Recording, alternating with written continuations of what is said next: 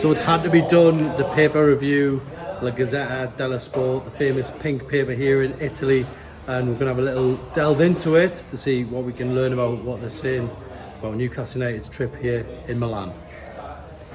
So we've managed to find a little bit of a more quiet spot here in Milan, away from the hustle and bustle, where it is filling up very nicely indeed with Newcastle United fans who are arriving here in Milan for this Group F opener. But as I said, we couldn't resist copying off James Richardson and having a look at the newspapers here and seeing exactly how big a deal this game is. It's a huge deal for Newcastle, but also absolutely huge for Milan, who were hammered here 5-1 by Inter.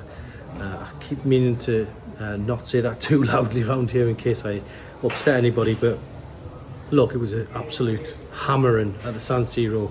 It's the worst nightmare to lose a derby 5-1.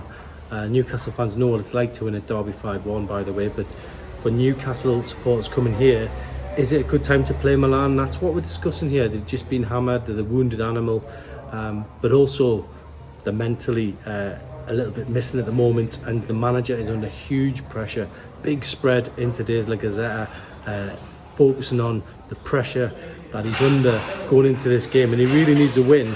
And for Newcastle fans, they might see this as a really good time to meet Milan at the San Siro. There's a little bit in there today about the probable team going into it. Looks like they're going to change things up a little bit, Milan, rest a few bodies, but really for Newcastle, they want to get off with a bang in this opening Group F encounter. Look, the win over Brentford wasn't pretty. We've said that a few times already over here, but Newcastle got to pretty much move on from it quickly, because they're facing a top class team in Milan. Despite their troubles, finished in the Champions League position last year, got to the semi-finals. I touched on it earlier. Italian football isn't what it was in the 90s as some of us remember it, but it's still one of probably the top 4 leagues in Europe, and there are some quality players there. Some of them we know, Olivier Giroud and Ruben Loftus-Cheek, who both were at Chelsea and did a great job there. So Newcastle will feel they've got a bit of information about Milan already, but they're going into the unknown in terms of haven't been in Champions League 20 years, haven't been in Europe for 10 years. This is the baptism of fire, really, AC Milan away. So we can't underestimate Milan. As I say, we're going to the press conference later at the San Siro. You're going to see so many journalists there. They're really interested in this one. They're really interested in Newcastle coming here. The man who we'll be looking at will be Sandro Tonali, who's going to be in the press conference later on. So he'll be getting plenty of questions coming his way.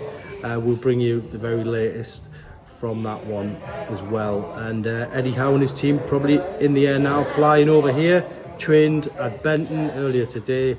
Aren't going to use the San Siro as a training camp tonight, but certainly they'll be looking into this one, and I'm sure the players will want to soak up some of the atmosphere around Milan. An unbelievable city from what we've seen so far. We've had a good walk around here today, as I say, filling up with Newcastle fans.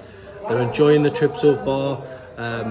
Let's hope they can go away with a big result, and we'll see what the headlines say again here tomorrow.